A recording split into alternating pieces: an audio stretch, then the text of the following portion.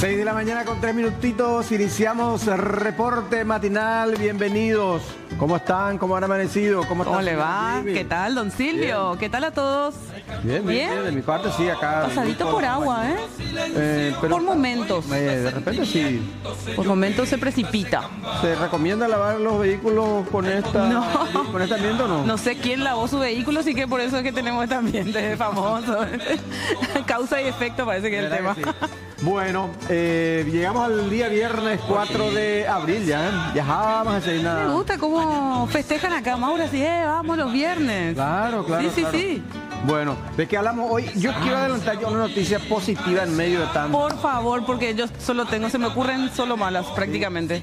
Hoy a las 8 de la mañana van a ser dados de alta 2 pacientes recientemente trasplantados del corazón. Qué importante. En el centro cardiológico del Hospital San Jorge hay un gran equipo de profesionales allí. Son hombres de 40, 42 años aproximadamente. En marzo fueron sometidos a trasplante de corazón, un procedimiento quirúrgico muy complejo, muy delicado.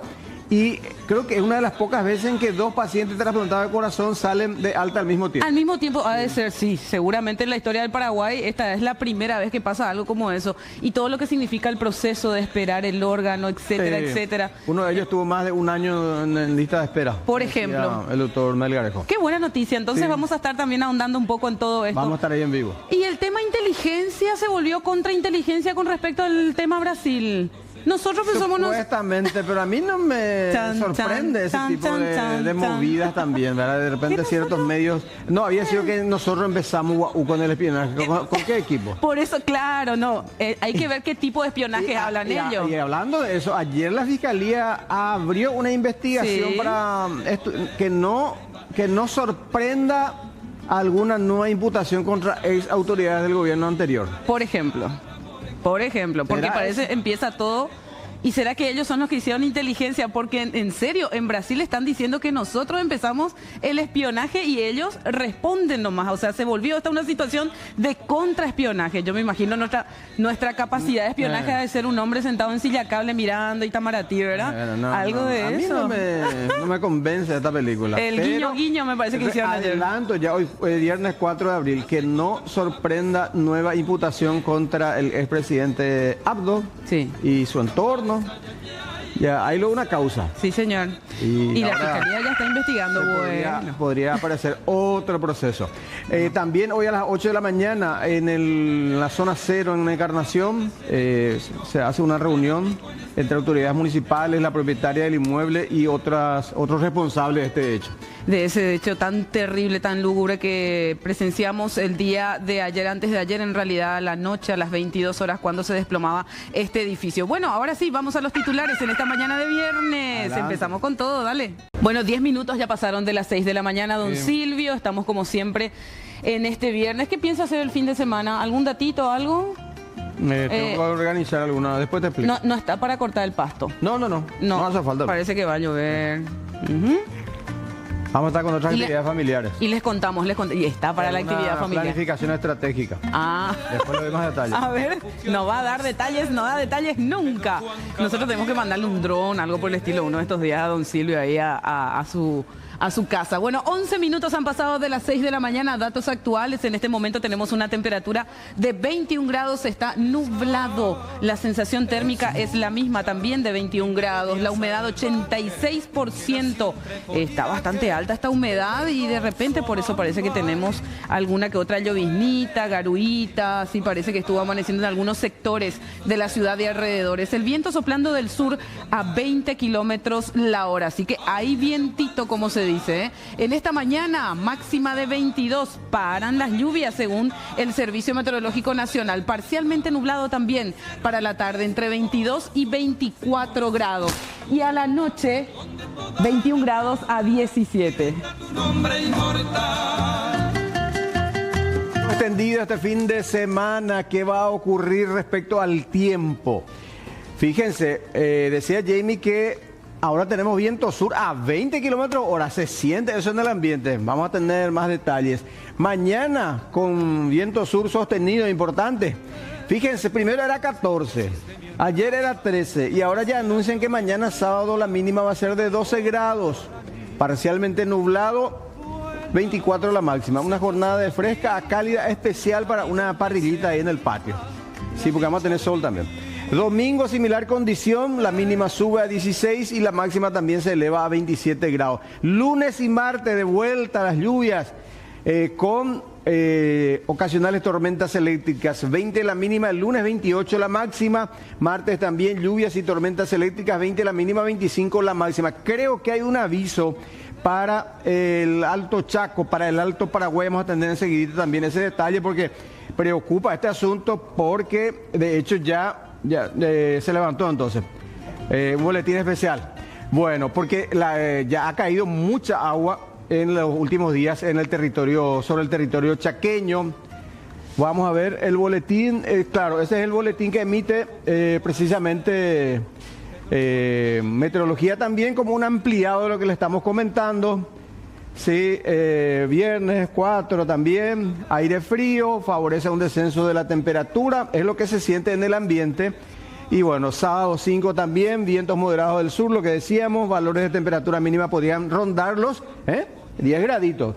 Ya le va a gustar más a Jimmy esto, Y repito, persisten lluvias importantes sobre el Alto Paraguay y por supuesto mucha gente está en una situación bastante difícil. Hablamos de este episodio, una denuncia grave que hace una madre señalando de que su hija adolescente de 15 años habría sido víctima de un intento de rapto. Estas son imágenes de circuito cerrado que hace referencia a la situación que plantea esta mamá. Ahí vemos a la adolescente. Habrían intentado raptarla. Iba a la escuela a buscar al hermano menor cuando la joven es interceptada por un hombre encapuchado, dice la denuncia, quien desciende de un automóvil. Por fortuna, la adolescente pudo escapar y el vehículo, este sería el vehículo, es un Toyota IST, fue captado por esas cámaras de seguridad según la denuncia. He excepcionado aquí en la oficina de guardia una denuncia de la madre de una menor, la cual vino a realizar una denuncia con su hija sobre referente a que una persona intentó agarrarle desde atrás, ¿verdad? En la vía pública. La misma descendió desde un vehículo, la siguió durante aproximadamente 40-50 metros y le intentó agarrar desde atrás. La misma menor reaccionó, le codeó y corrió. Gracias a eso pudo escapar de dicha persona, según manifestó la menor. Sí, era una persona supuestamente totalmente de negro con capucha y guantes. Ese fue el detalle que dio de la persona y que habrían otras 3 personas dentro del vehículo. Le intentó tapar la boca y agarrarle de hacia atrás. Estuvimos nosotros buscando por todo el lugar y llegamos hasta un almacén donde se ve, ¿verdad?, la secuencia donde venía la menor y donde se observa el auto que en un principio vino a realizar denuncias sobre un IST blanco y coincide que es un Toyota IST, ¿verdad? La menor solamente manifestó, ¿verdad?, que se iba a buscarle a su hermanito de 7 años a la escuela en ese horario porque su hermano saldría a las 3. Y ella en ese momento pasó las 2:20 aproximadamente por el lugar. Hablamos ahora de una tragedia que enlutó a una compañía de Areguá, la compañía Cadacupemí. Estamos hablando de la muerte trágica de un menor de 12 años, aparentemente por un hecho de electrocución. Cuando llegaba la madre hasta la casa, hasta su vivienda, encontraba a su pequeño hijo de 12 años. Según el reporte policial, también el niño fue hallado sin signos de vida por su mamá en el acceso principal de la casa, en contacto con una reja metálica. Que tenía, evidentemente, carga eléctrica, ¿verdad? Sí. Estaba es un segundo episodio que ocurre en menos de 15 días y que afecta a criaturas, a niños. ¿Te acordás? Hace poco en Itapúa también. Sí, sí. Se fue a recoger gallinas y había sido que el cercado, el vallado tenía corriente eléctrica. Directamente la madre cuando llega le encuentra en el suelo, tendido en el suelo, sin signos de vida, en el acceso principal de la vivienda y en contacto con esta reja metálica. a través de un prolongador, es lo que se presume esta descarga, pero vamos a escuchar más a los intervinientes. El hecho ocurrió aparentemente a las 14:10, entre 15 horas aproximadamente, referente al supuesto hecho de muerte por electrocución de un menor. O sea, con las iniciales LMG, hijo del señor Froilán Garcete y de la señora Lourdes González. Tuvimos conocimiento del hecho a través del sistema de emergencias 911. Acudimos al lugar y dialogamos con la madre del menor, quien manifestó de que la señora se acercó a la casa a las 2 de la tarde y que posterior el niño estaba con signos de vida todavía. Y que ella posterior se dirigió hacia la casa, o sea, a su lugar de trabajo. Y al regresar a las 5 de la tarde, ya le encontró a su hijo ya sin signo de vida, ahí frente mismo al acceso de la puerta principal de su domicilio. Y según relato de la madre, él mismo estaba manipulando un prolongador y a la vez también manipulando la reja de acceso de la casa. Y ahí se produjo la descarga, sí, el contacto, entonces él aparentemente fue por eso y falleció el menor. ¿El médico forense acudió también a la escena? Sí, el médico forense, la fiscalía y personales de criminalística se apersonaron hasta el lugar.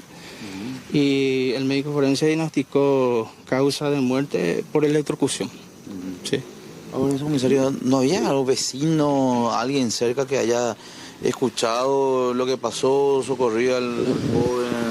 Y aparentemente no, en el momento que ocurrió el hecho no, pero a 10 pasos más o menos de la casa se encontraba un vecino, pero ellos manifestaron que no escucharon nada. El ingenio para ocultar las drogas, pues podemos rotular este caso porque agentes del Departamento Antinarcóticos de la Policía realizaron una incursión y se toparon con esta escena, hallaron sustancias ilícitas en lo que se llama una suerte de caleta. Fíjense, mira, que un registro, abrieron ahí un caño plástico que insertaron en el piso. ¿Y sí? Qué manera de esconder la droga, ¿eh? A ver, no, la caleta esta que estamos viendo está ubicada en un chiquero. Es un espacio para los cerdos. Camuflado encima, sí. Es el camuflaje. Durante el operativo, además de todo esto que estamos mostrando, también estamos mostrando la incautación de este revólver de Bahía. Revólver y una suma de dinero en efectivo. También otra pistola. Sí, una pistola y un revólver. Esto donde se dio en el barrio San Cayetano, acá en Asunción. Este procedimiento fue bastante llamativo, como manifestaste, pero no es la primera vez. Ya en aquel recordado primer procedimiento en el que se logró la detención del señor Javier Rotela, en el año 2012 aproximadamente, ya se habían encontrado este tipo de sitios de ocultación justamente en la zona del Bañado también. Incluso en el agua en ese momento se había encontrado ya sustancias y dinero en efectivo. Históricamente ya tuvimos procedimientos similares y es bastante llamativo porque estas personas se ingenian. Ellos tratan de ocultar su sustancia a modo de burlar, ¿verdad?, cualquier tipo de procedimiento, pero para el éxito de este procedimiento pudimos dar con estos lugares de ocultación improvisados, pero bastante efectivo presumiblemente para ellos. Y Discúlpame, su comisaría, de acuerdo a tu relato, característico sería del clan Rotela la forma de ocultación de la droga. De hecho que estas personas se autodenominan los integrantes de ese grupo criminal, ¿verdad? Nosotros no podemos dar fe de eso ni tampoco descartar, pero por la zona del procedimiento y por el sistema en el que estaban operando, ¿verdad?, comercializando sustancias, tenían consigo armas de fuego para su resguardo, y el modo de ocultación podemos presumir de que se tratarían de integrantes de este grupo. Encontramos más de 1000 dosis de crack, encontramos 120 dosis de cocaína en forma de clorhidrato, armas de fuego, encontramos también marihuana, encontramos gran cantidad de dinero efectivo, prácticamente 4 millones de guaraníes, que podemos presumir que sería ya de la venta de las sustancias de toda la madrugada. Una vez verificada la información que se recibió, ¿verdad?, se constató de que el lugar era bastante concurrido por los consumidores, quienes se van al lugar a comprar la droga. Entonces nosotros fundamentamos de que uno de los principales distribuidores de la zona. ¿Quiénes son las personas aprendidas? Tengo una persona de sexo masculino de nombre Rafael Villalba que tiene 48 años de edad, que reside en la vivienda principal, y hay una segunda vivienda en el frente mismo de la casa en donde le detuvimos a una señora de nombre Romina Martínez, que también tenía sustancia consigo. ¿Ambas personas son parientes? ¿Qué vínculo tienen? Son familiares y las dos viviendas están siendo utilizadas por estas personas para ocultar y para comercializar drogas. ¿Hubo resistencia? ¿Hubo incidentes en el procedimiento? No tuvimos ningún tipo de incidentes porque se aprovechó el factor sorpresa. Se hizo el operativo en horas muy tempranas, ya de madrugada todavía. Se logró dominar la situación, controlar la situación y asegurar el lugar, y se hizo el procedimiento conforme a derecho. 6 de la mañana con 34 minutos. Hablamos también del hallazgo, un nuevo hallazgo en la zona norte del país por parte de este equipo fiscal policial que está trabajando hace bastante tiempo buscando localizar, digamos, el sitio donde habría sido sepultado don Félix Urbieta. A partir de las declaraciones y revelaciones que están haciendo las 3 mujeres, las últimas detenidas, como ex integrantes también de esta agrupación terrorista denominada Ejército Mariscal López.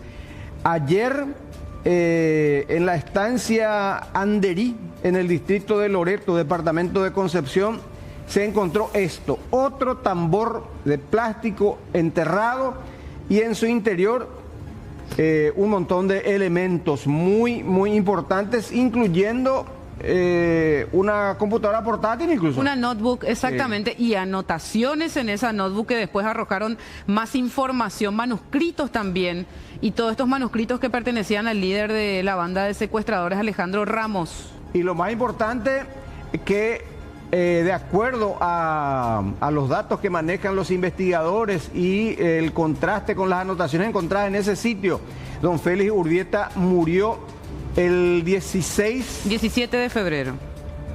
17 de febrero, entonces, del año 2017. Él había sido secuestrado el 12 de octubre del año 2016, es decir, noviembre, diciembre, enero, febrero, 4 meses y días después de su secuestro.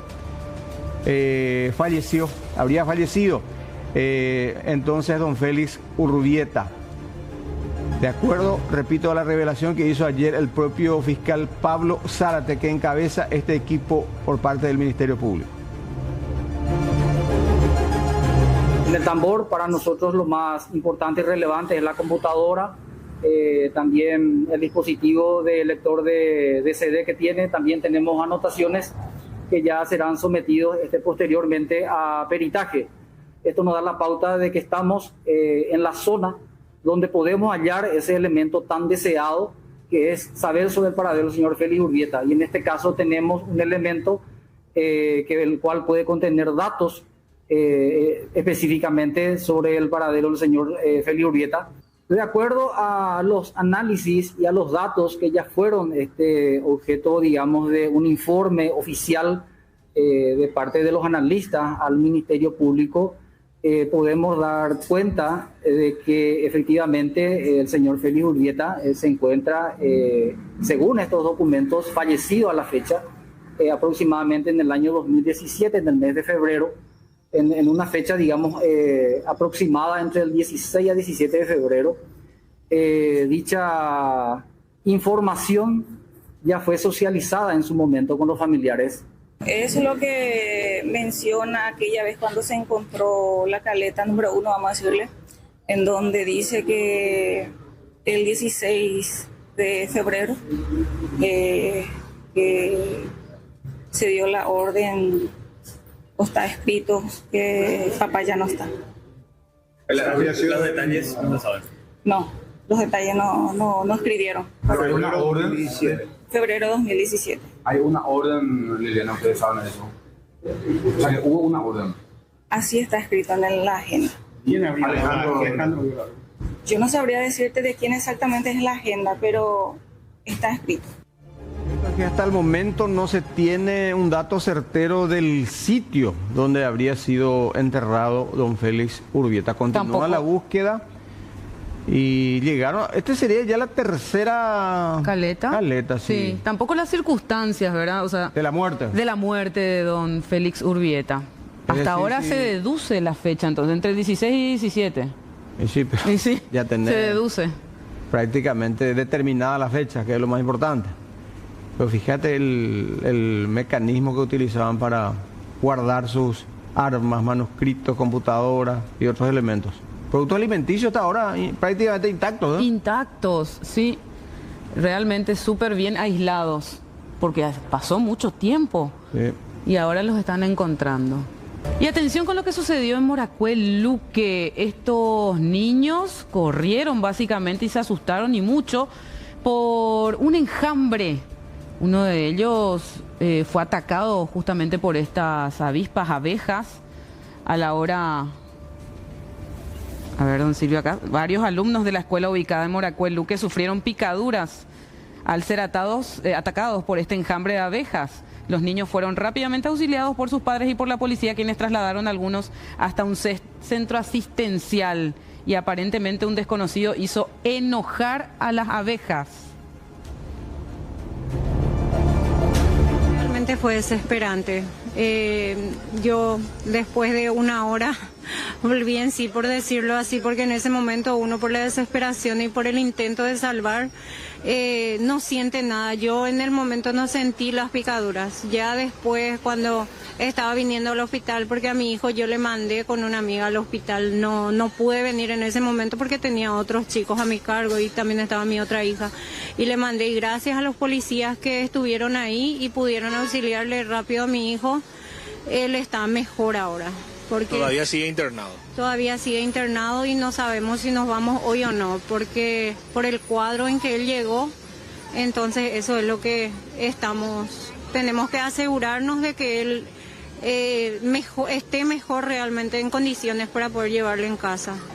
Fácilmente podía ser 50 picaduras. Muchísimo. Muchísimo. Gracias a Dios mi hijo se salvó. Estoy choqueada aún, sinceramente. No se me borra luego el momento de la mente porque era desesperante. Y no solamente por mi hijo, sino por todos los niños. Todos están a salvo, los chicos. A la mayoría de mis pasajeritos tuvieron una picadura, 2, pero gracias a Dios no eran alérgicos y están bien, están todos en sus casas nomás. ¿Y a tu hija pequeña también? También, ella tuvo una picadura y yo le di un antialérgico en casa, pero gracias a Dios ella nunca tuvo una reacción alérgica. Bueno, qué experiencia más traumática para los chiquitos, ¿verdad? Incluso esta mamá que fue en auxilio también aparentemente fue alcanzada por la... una vez que se te lanzan... Desesperante, y esa es la palabra que usó realmente. Desesperante. Y en el caso de 50 su hijo, picaduras. 50 picaduras aproximadamente, dice. Impresionante. Sí. Y cómo reaccionar en ese momento no es fácil. No es fácil. Te tapas, te tiras, no sé. No, pero tampoco, o sea, no sé cuáles son las medidas realmente recomendadas por la gente por los entendidos, digo. Sí. Porque tu reacción natural es tratar de sacudirte. Sacudirte, claro. Sí. Agitar los brazos y correr. Y lo que puedes hacer, dicen que es correr. Sí. Dicen. Dice que cuando te encontrás también con un yaguareté no tenés que correr, ¿verdad? Pero la primera... un testimonio de un compañero acá. La primera reacción. Realmente. Y sí, la primera reacción es... Vamos a ampliar este caso seguramente en el transcurso de la mañana.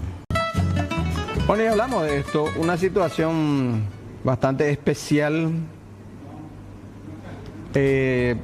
ante un pedido. Nuestro equipo llegó hasta esta zona de J. Augusto Saldívar. Los vecinos que se congregaron en el lugar ante la llegada de nuestro equipo hablan de que una vecina habría provocado un aborto. Ella está hospitalizada. Otra tía dice que fue una pérdida natural, digamos. Pero están los vecinos. Al final son los que señalan de esta situación presuntamente irregular. Y hablan de un aborto provocado. La joven habría quedado embarazada de un vecino luego de haberse separado de su pareja. Lo cierto es que está el caso... creo que a consideración de la Fiscalía.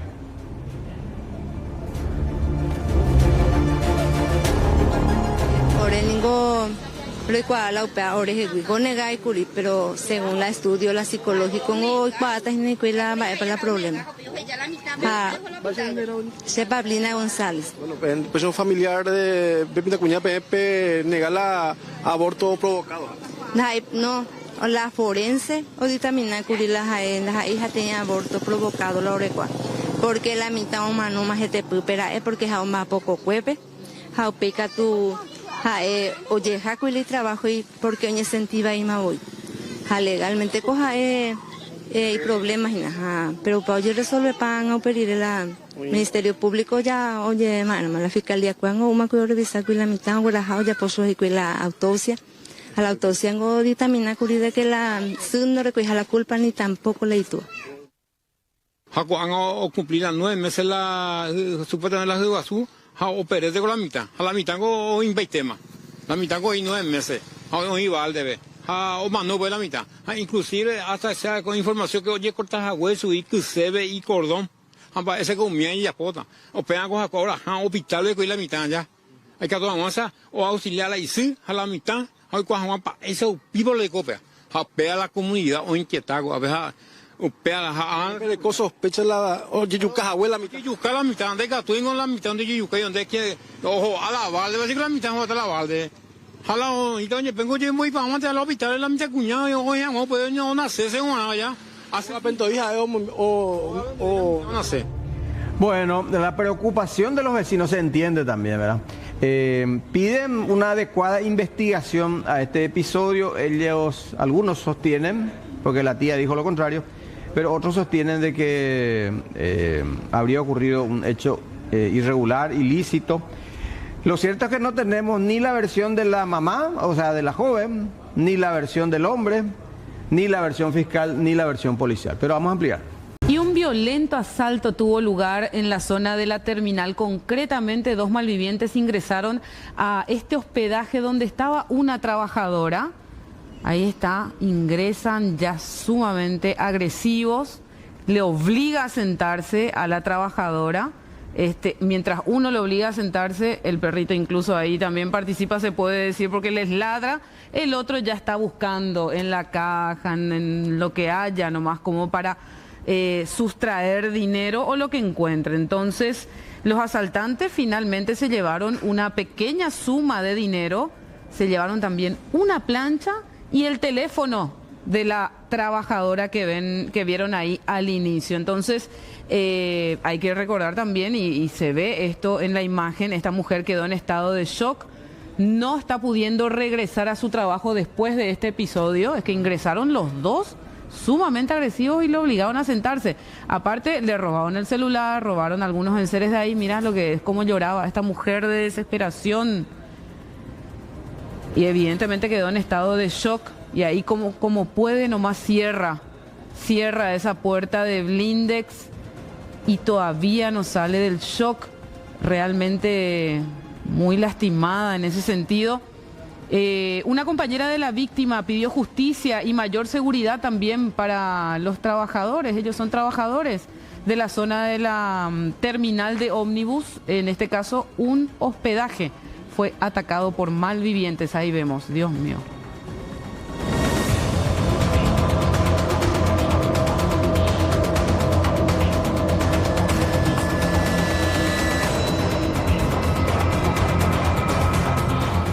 Hablamos del impacto, las secuelas, de lo que representa para los afectados, víctimas en este caso, el hecho de que se les sigan descontando de manera absolutamente irregular de sus salarios, montos realmente muy elevados, por cuenta que incluso ya en algunos casos se han cancelado. Es por eso que presentaron ayer esta nota los afectados al defensor general, que se designa defensores públicos para que puedan intervenir en estos juicios que siguen en trámite, siguen los descuentos. Se habla de que son 13.500 jubilados que están por este calvario. Una de ellas es Ana Alonso. Habló con nosotros y nos relató incluso de que la empresa que le embarga el salario y que ya le cobró más de 38 millones de guaraníes, sería una empresa de maletín, una empresa fantasma. Escuchamos el testimonio. Cuando yo me jubilé, empecé a percibir mi salario. Tan grande fue mi sorpresa que en 2 meses que estaba percibiendo mi salario, yo sé por cuánto me jubilé, cuánto percibo y cuánto en 2 meses después ya fue ínfimo lo que estaba percibiendo. Y ahí empezaron los embargos judiciales que nunca fueron notificados. Sí. ¿Qué explicación te dieron a vos en el... Y bueno, y me dicen en Hacienda que son pedidos de los jueces y que ellos no pueden dejar de lado eso porque ya es una orden. ¿Y vos sabés de qué más o menos te embargaron? ¿De qué No. figurar? Y figuran ahí el nombre de la casa o el nombre de la persona, pero el monto y nada más. ¿Qué es lo que ustedes exigen ahora? Exigimos que el defensor del pueblo forme un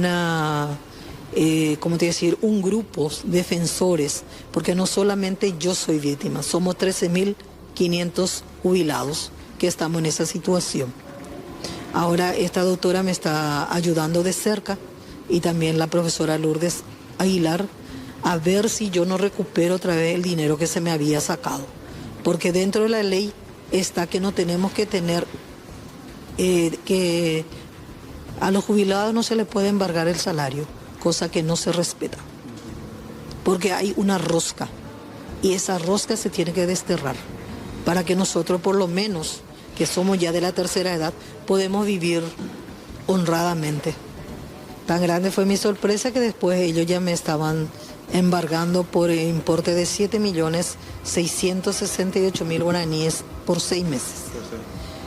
Cuando yo pagué todo ese, al mes siguiente meten otra vez la misma cantidad. Y ahora grande fue mi sorpresa que metieron 24.860.000 guaraníes.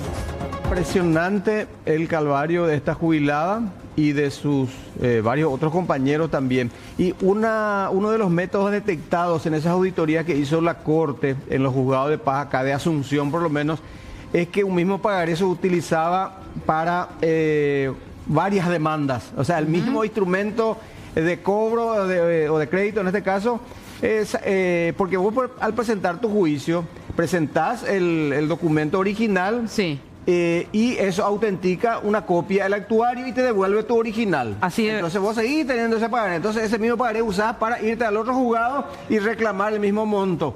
Entonces hay 2 demandas sobre el mismo monto y así se va multiplicando. Pero se habrán fijado, estoy seguro de eso, que ese documento que mostraba la jubilada era del juzgado de paz de Villa Elisa. O sea que esto es a nivel país. Sí, ayer un abogado me decía de San Lorenzo que se fue a preguntar por un juicio, también una demanda de una cooperativa de la zona, y le dice, el funcionario le dice, doctor, este expediente tiene que ir a ver con la cooperativa. Pues ¿cómo si acá tiene que estar el expediente? Le dice. No, había sido que el abogado de la cooperativa tenía el expediente. O sea, se sigue manejando de esa manera. Estoy seguro de que si se hace una intervención fuerte y a nivel de todos los juzgados de paz, vamos a encontrarnos con una... Eso, ahora lo que tenemos es una especie de... grotesco. A ver cuál juzgado de paz tiene más causas de esta, más o menos es la competencia ahora mismo. En la intervención del juzgado de Analía Civil se detectó que el 90% de los juicios que ella tenía a su cargo, entre comillas, eran de empresas de cobranza. Ahí está. Y a esto agregamos esto, que ayer el jurado de enjuiciamiento detectó gravísimas anomalías en las actuaciones del juez de paz de la Recoleta, Gustavo Villalba, es un joven juez. Sí. Resolvió de oficio su enjuiciamiento por mal desempeño y también por hecho punible y solicita a la Corte la suspensión en sus funciones sin goce de sueldo. Por ahora están en la mira como 5 jueces de paz, pero acá de la capital nomás. Decía Alicia Pucheta del GEM que él firmó 88 resoluciones. Sí. Dispuso el inicio. Este juez del de Villalba, ¿verdad? El inicio de juicios ejecutivos contra supuestos deudores, quienes en realidad nunca fueron notificados. Pero 88 por lo menos. Claro, y fue suspendido. Y ahí se prestan el UG notificador, el oficial de justicia, el actuario que después valida todas esas actuaciones, que a sabienda de que son actuaciones irregulares. Es una vergüenza. Y uno sigue pagando porque aparece nomás el pagaré, entonces en el sistema. Y en la empresa, pero siempre uno paga todo y se tiene que hacer con ese pagaré de alguna manera. Claro, por eso es que ahora recién también se habla de la necesidad y la posibilidad de darle otro sistema de seguridad a esos instrumentos que se utilizan para las demandas. Y sería ya justo y necesario porque le encontraron la trampa. Claro. Estaba la ley, le encontraron la trampa y la súper utilizaron, evidentemente. Hay mucho de qué hablar sobre este negociado, este esquema corrupto que hasta ahora sigue vigente. Bueno, y este video bastante impactante también generó todo tipo de reacciones cuando se observa una joven niñera que logra salvar a esta criatura que está bajo su cuidado cuando se produce esta explosión literal. Explotó un registro subterráneo del tendido eléctrico. La joven niñera y sus niños se salvaron de ser afectados cuando menos golpeados por la tapa de cemento que salió despedida ese registro. Mira, no, y eso tiene un peso importante. No contaba la historia de este pequeño, si es que... Ocurrió sobre las calles Comandante Caballero y Viuda de las Llanas, en la zona del barrio Santísima Trinidad, y hablamos nosotros con la joven. Cierra el portón y cuando nos dimos 2, 3 pasos explotó, pero gracias a Dios tuve reacción rápida y le agarré al niño por mi pecho y ahí se cayó la tapa de la Ande. ¿Y vino gente de la Ande a mirar? Y vino a mirar, pero ni siquiera se fue a preguntar qué pasó porque yo salí otra vez a mirarles y les dije qué es lo que pasó. ¿Vos escuchaste algo, Aida, antes de cruzar? Nada. O sea, ¿ustedes iban a pasar por encima de la tapa? Sí, íbamos a pasar por acá. Agarra todo, luego la vereda. Y íbamos a pasar por ahí. Y casi al alcanzar, explotó. El susto de la vida nos llevamos. Se lastimaron. Y la salpicadura fue que se fue todo por nuestra cara. Tuvimos puntos rojos que duelen. Y nuestro ojo también, pero gracias a Dios estamos bien. Qué tremenda la actuación de la joven para salvar a la criatura, cómo se destaca lo que ella hizo, ¿verdad? Su primera reacción, ¿verdad? Levanta allí. Directamente. Sí. No, en ningún momento le suelta. Y después, un paso más, don Silvio, y caían ahí o eran impactados por ese bloque de hormigón. Directo, un pasito más nomás era. Así es. Y bueno, ¿qué dijo la ANDE sobre esto? Emitió un comunicado aclarando algunos puntos. Por ejemplo, vamos a leer, dice, por este medio, la ANDE aclara en relación a un evento ocurrido el pasado miércoles en Trinidad, en un registro subterráneo de una obra de distribución ejecutada por una empresa privada, contratada por la empresa La Perseverancia S.A. bajo la modalidad de obras por terceros.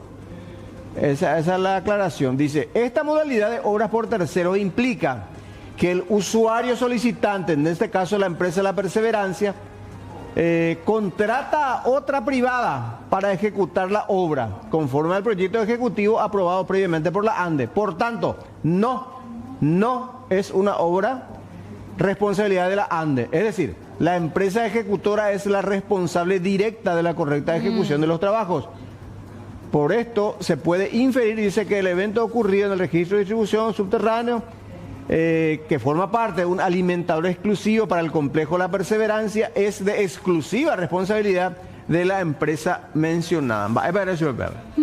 Y deslindó absolutamente la responsabilidad, pero ellos aprueban, digamos, el proyecto ejecutivo. Que presenta la empresa privada. Que aprueba la ANDE previamente. Y después de eso se construye con esta empresa. Entonces, la construcción en sí... Hay que ver cuál fue el problema, sin problema de planeamiento acá ya. La ANDE dice que como que todavía ellos no recibieron no dieron el visto bueno final.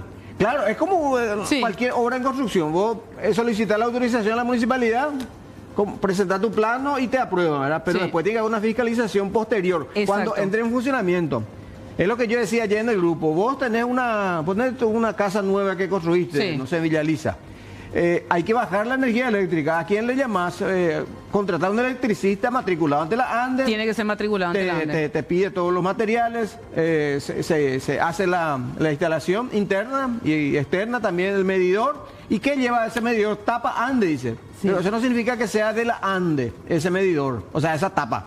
Eso vos comprar de la ferretería. Ahí está. Hay una cuestión ahí que hay que ir precisando. El registro subterráneo para mí no es de la ANDE. 14 minutos han pasado de las 7 de la mañana y saludamos a nuestro compañero desde el sur del país. Está Lucas Toledo ya para informarnos desde la zona 0 del derrumbe de este edificio. Lucas, contigo, contanos por favor cuál es el ambiente ahí que dicen y si hay autoridades.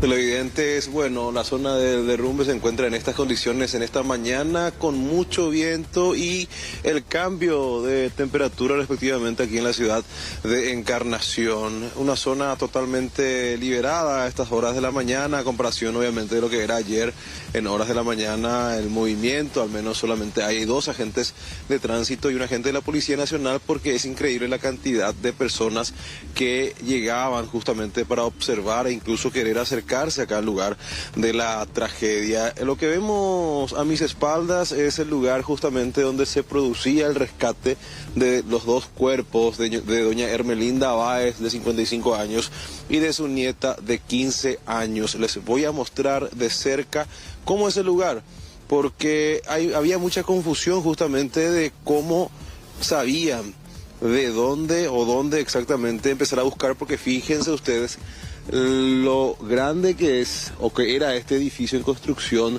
y al desplomarse de cómo había quedado con los escombros. Es por eso que tanto se dificultó la tarea de búsqueda, que se enfocó en este lugar por una razón en específica o 2 razones.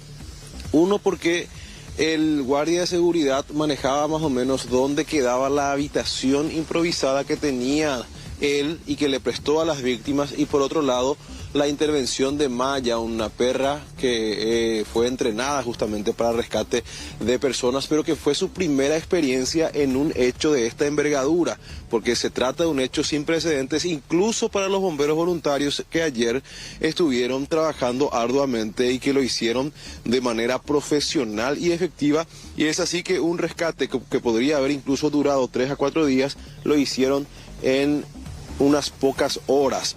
Este es el lugar. Fíjense ustedes, acá está la almohada, está la frazada que utilizaban las víctimas que trabajaban acá en inmediaciones de la Avenida Japón, en la Avenida Japón específicamente. Y acá, compañeros, fíjense ustedes, estos hierros usaron como puntales. Estos colocaron los bomberos ya, con la ayuda del brazo hidráulico de la maquinaria pesada, y ahí justamente se ve el colchón que utilizaban las víctimas, incluso algunos muebles que tenía la pieza improvisada y también algunos elementos de la construcción, porque mucha gente pensaba que las víctimas se quedaban a dormir en medio así de los escombros. Sin embargo, tenían una pieza que pertenecía al guardia de seguridad. Es así que se enfocaron en la tarea de búsqueda en este punto, y después ya lo que informábamos ayer, el rescate de los cuerpos, que se dificultó bastante. Hoy Lucas, a las 8 de la mañana. Justamente, perdón Lucas, antes de pasar a lo que va a ocurrir esta mañana, vamos a repasar de vuelta esa nota. Tenemos ya a mano con el guardia, donde da detalles precisamente de la forma en que él entrega la llave a esta mujer. Vamos.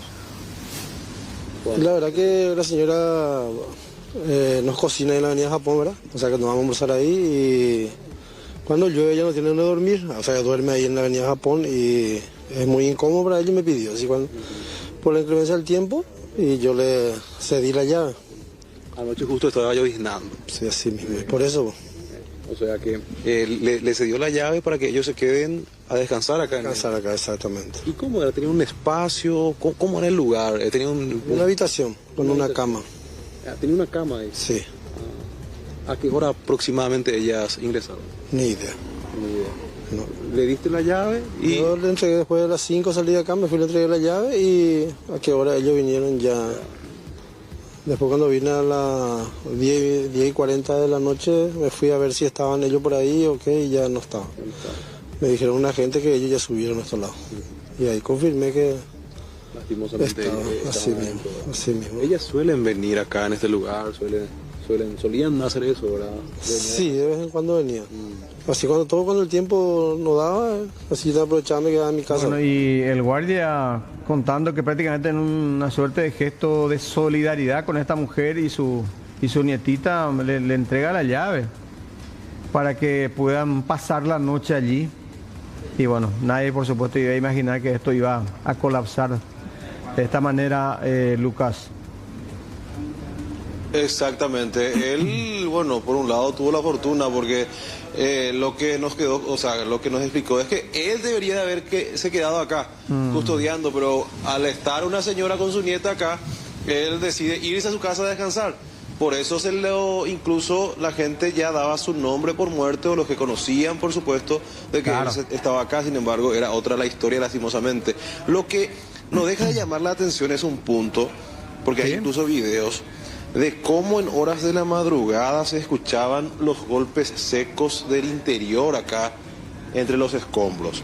Incluso hay un video que posteriormente les voy a facilitar, de una transmisión en vivo de una página, o sea, de una persona en particular, se escuchaban golpes secos del interior. ¿En serio? Incluso cuando los rescatistas gritaban, porque ayer lo que toda la mañana hicieron era lo siguiente: pedir el silencio total de todos los presentes, y empezaban a gritar, a pedir una respuesta del otro lado, cosa que no sucedió en toda la mañana, pero en horas de la madrugada sí se escuchaban los golpes, porque en la madrugada era todo silencioso, y los golpes incluso se escuchan en esta transmisión que les voy a enviar después, para que escuchen nada más, y eso no deja de llamar la atención, teniendo en cuenta el estado en que se encontraban ambas víctimas. O sea, son muchos puntos también que causan mucha curiosidad, llaman la atención, y obviamente es un hecho sin precedentes que convoca a muchas personas. Ayer al menos, acá vamos a hacer un recorrido un poco por el barrio, o acá barrio San Roque, mientras que seguimos ampliando esto, porque hoy a las 8 les decía también, están convocadas las partes involucradas en este hecho para la investigación pertinente. La Municipalidad de Encarnación, la empresa constructora también, en este caso a las 8 de la mañana es la convocatoria para que puedan venir para el inicio de las pericias pertinentes. Se conformó una mesa de fiscales justamente para la investigación de este hecho sin precedentes en la ciudad de Encarnación. Buen día, señora. Hola, señora, ¿qué tal? ¿Cómo estás? Siempre guapa. Un ratito que quiero hacerte una pequeña consulta. Estaba barriendo el polvo de ayer. Un ratito te quiero molestar. Justamente estamos acá en vivo con la gente de CNN, señora. Me imagino el susto y todo lo que están pasando con el... Sí, mucho susto. Sí, antes que nada, buenos días. Sí, mucho susto. No entendíamos qué es lo que pasó primeramente. Sí, porque se invadió de polvo, todas esas cosas. Ahora vemos que tu casa todavía está... Estamos limpiando. Sí, sí. No, ya esa noche limpiamos porque vino la llovinita y comenzó a... ¿Usted sí que vive enfrente mismo de este edificio? Enfrente, sí. ¿Cómo era el movimiento habitual de trabajo? ¿Era intenso? Sí, todos los días había mucho movimiento. Sí, que venían los empleados a trabajar, ¿verdad? Me imagino jamás que esto podría pasar. No, jamás de la vida. Primera vez, como yo le dije a mi hija. Primera vez, sí. Es algo de no creer. Salí a mirar y ya no está el edificio. Sí, increíble, sí. Bueno, señora, sí. Dale, señor. Mucho. Una de las vecinas acá que vive enfrente mismo a esta edificación. Hablábamos de Maya hoy. Le mencionaba hoy a Maya, a esta perrita entrenada para el rescate de personas, que tuvo también una primera experiencia en situaciones así. Esperemos que sea la última, obviamente, ¿verdad? Vamos a escuchar lo que decía Matías Chaparro, que es el adiestrador de Maya, y cómo ellos hicieron para que este CAM pueda detectar incluso en qué parte aproximadamente se encontraban los cuerpos. Sí, ella es una perra entrenada para búsqueda de personas, pero no en este tipo de lugares. Esto, por ejemplo, es otro tipo de adiestramiento, lo que es búsqueda en estructuras colapsadas, otro tipo de marcación, el perro trabaja suelto y no es la especialización que ella tiene. En donde a mí me tocó confiar en la manera en que trabajo y tenía una oportunidad de leerle a la perra en el momento que captaba el olor. ¿Cómo te avisa ella? ¿Cuál es el aviso que ella da? En las búsquedas que hacemos largas, por ejemplo, ella cuando capta el olor siempre tira un lloriqueo. Y de repente se le pierde el olor y después encuentra otra vez me hace lo mismo. Entonces yo calculé que tenía que estar atento a que ella perciba ese olor, porque no iba a ser el mismo. No iba a ser el mismo que una persona sale caminando y deja los olores a las partículas de olor que podía quedar acá. ¿Ustedes buscaron elementos como el que tenés en tu mano o son estos elementos? Estos son los elementos, las prendas que yo conseguí. Porque sin las prendas, por ejemplo, ella no, porque a ella le tenés que presentar el olor de la persona que va a buscar. Entonces, con los familiares logré conseguir las medias de la nena, sus calzados que no tengo acá y el trapo de la señora que usaba en la cocina. Entonces esto al guardar en una bolsa, obviamente todo con guantes sin contaminar, se le presenta a la perra el olor. Ella capta el olor y ahí busca el olor que se le presenta. ¿Hace cuánto tiempo que Maya está entrenada para el aspecto? Y ella está entrenada desde los 5 meses más o menos. A los 7 meses ya estaba realizando búsqueda, simulacros de búsqueda, en donde siempre tuvo ese talento innato, el olfato muy bien desarrollado de la perra. Bueno, lo que decía Matías Chaparro con relación también a la labor de Maya acá en el lugar de la tragedia que se encuentra en estas condiciones a estas horas de la mañana. Todo este escombro fue lo que se tuvo que sacar del lugar de la intervención de los rescatistas para poder finalmente llegar a los cuerpos, en este caso de doña Hermelinda Báez y también de su nieta de 15 años de edad. Entiendo, esos cuerpos ya fueron entregados a la familia, Lucas, ¿verdad? Exactamente, tras la inspección en la morgue del Hospital Regional de Encarnación, el fiscal Ever Williams dispuso la entrega de los cuerpos a sus familiares que son del distrito de Capitán Miranda. De esa zona venían a diario a trabajar aquí desde las 4 de la mañana en la avenida Japón de Encarnación. Y acá también la otra cuestión, si bien es muy temprano aún hablar de ese aspecto, pero en algún momento seguramente se va a plantear un eventual pedido de indemnización por parte de los familiares de las mujeres que perdieron la vida allí de manera trágica. Y qué situación más especial, digo, Lucas, el punto siguiente, cuando el guardia es el que admite haber él de por sí y voluntad propia de él, toma la decisión de entregar la llave para brindar esa colaboración, esa asistencia, esa ayuda a esta mujer y a su nieta. Y ocurre esto. No sé cómo se va a manejar esto eventualmente ante un reclamo, ante un juicio de indemnización de daños y perjuicios, ¿verdad? Porque estoy seguro que se va a plantear en algún momento y el reclamo va a ser una suma millonaria seguramente. ¿La empresa no sabía de esa cuestión? ¿Cómo va a quedar esa responsabilidad civil, digo? Exactamente, desconocemos ese punto, pero sí nos dio a entender el guardia, lo que él nos dio a entender que él tendría que haber estado acá. Sí, o sea, sí. El cuidador es el guardia de seguridad, Rodrigo, que tendría que, o sea, que él tiene su pieza acá. Sí. Él es el encargado de custodiar toda la obra, pero él, Cañijame, por solidaridad, claro. Sí, ¿verdad? Pero Cañijame le daba la llave a esta señora y a su hija, y según la versión de varios testigos, la señora prácticamente se quedaba casi todos los días, no solamente cuando había tiempo feo, a dormir por la comodidad también, teniendo en cuenta la distancia, ¿verdad? Porque terminan tarde su trabajo, empiezan muy temprano y la hora pico para la venta de ellos es a la madrugada hasta el mediodía, porque hacen desayuno para los trabajadores y también, en este caso, el almuerzo, y la mayoría de sus clientes eran justamente los albañiles y constructores de esta obra. Y también finalmente podemos hablar más allá de la gravedad que significa la pérdida de vidas humanas de 2 personas en este caso,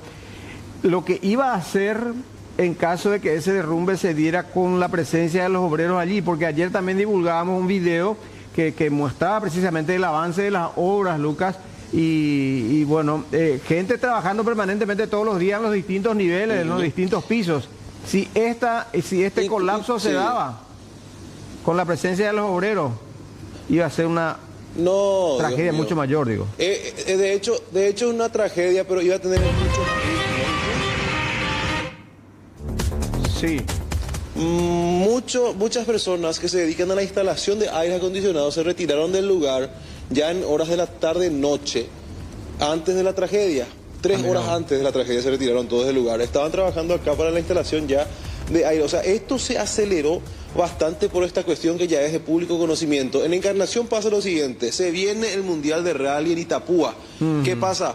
Los hoteles hace 1 mes y medio, hace 2 meses atrás, ya confirmaron en este caso la ocupación del 95 incluso al 100% de las camas que tenían disponibles. Entonces, ¿qué pasa? Los inversionistas ven eso, compran un terreno, empiezan a edificar. Vamos a recorrer después de Encarnación para mostrarles la cantidad de edificios que se están levantando, y la mayoría son para hoteles, por este auge que se genera, y lo hacen así nada más. Por eso sucede este tipo de tragedias, porque lo hacen de manera rápida, trabajan día y noche ya para habilitar todo para el Mundial de Rally.